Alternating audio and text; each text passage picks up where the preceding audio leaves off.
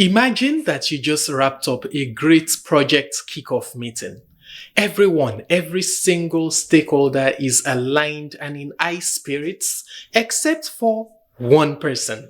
That one person who's super difficult, who's negative about everything, and who keeps poking holes in everything that you've come up with. How do you handle that difficult stakeholder? That's what we're looking at very briefly in today's video.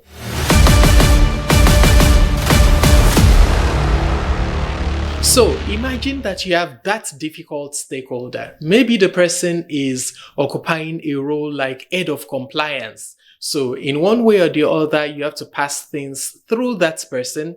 But then the person keeps telling you, this won't work. This won't work. We tried this in 2018, it didn't work. We tried this in 2024, it didn't work. So it won't work. It won't work. And the person keeps dismissing your ideas. What do?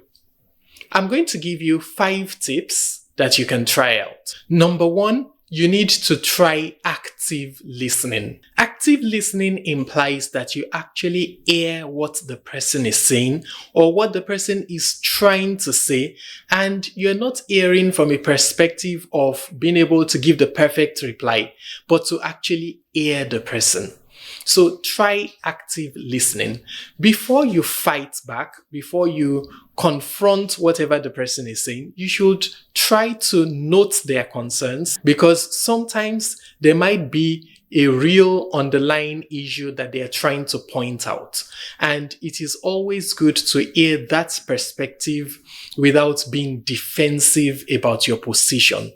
So try active listening. Part of that is to listen without interjecting, except to say things or use expressions that show that you're following. To think through what the person is saying without a bias or a disposition of fighting back, and to try to reason it out to see if there really is a point to it. You should also ask the right questions, because people tend to open up and they tend to be more agreeable when they feel heard. The second tip I have for you is reframing the resistance. What do I mean by that? So maybe the person has come up with resistance. We tried so and so in 2024 and it didn't work. You can respond with, that's valuable insight. Perhaps we should examine why it didn't work and learn from that so that we can know what to do to make it work. If you look at that, you'd see that you're not discarding what did not work. You're just looking at a way to turn it around and to pick the valuable lessons from it. So reframing the resistance can be very good, because it also helps you to know what pitfalls to avoid, and it can turn your foes into allies. Something else that often works is to find a quick win. So that person that is proving difficult, sometimes you need to do something that helps them to know that you are also on their side. Something that would be like a quick win for them.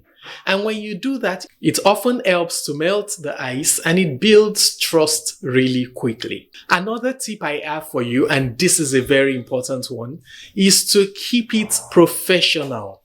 No matter the criticism, no matter how much it looks like a particular individual is out to undercut you and to make you look bad, you need to keep your cool. You need to remain professional.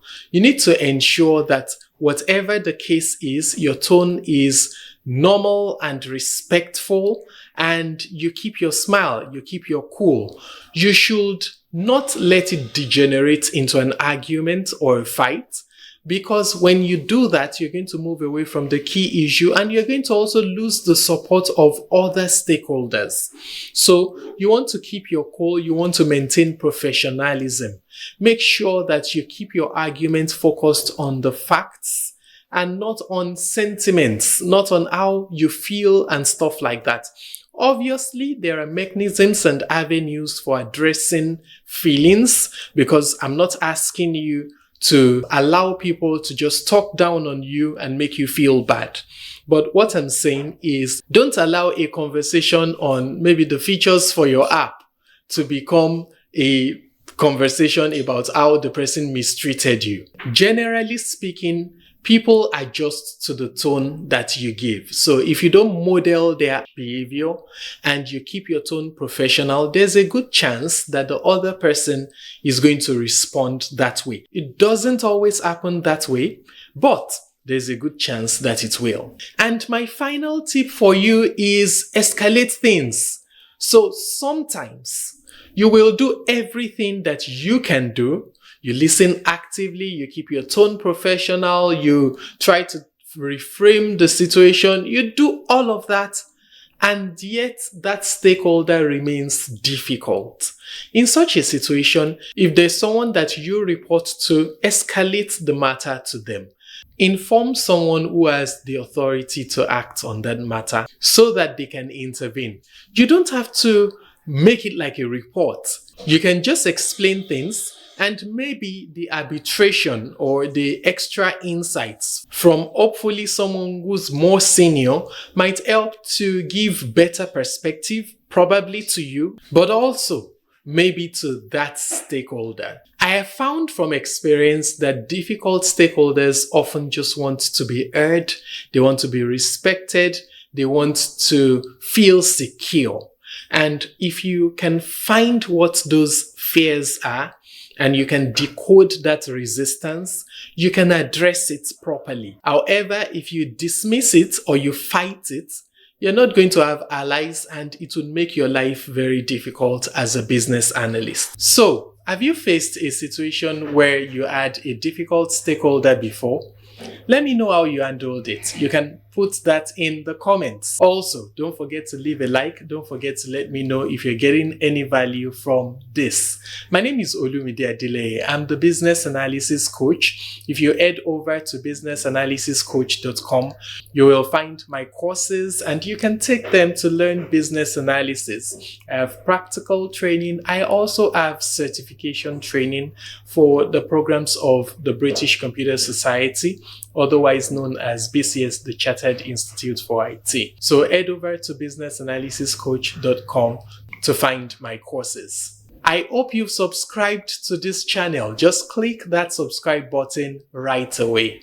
I look forward to seeing you in my next video. Bye for now.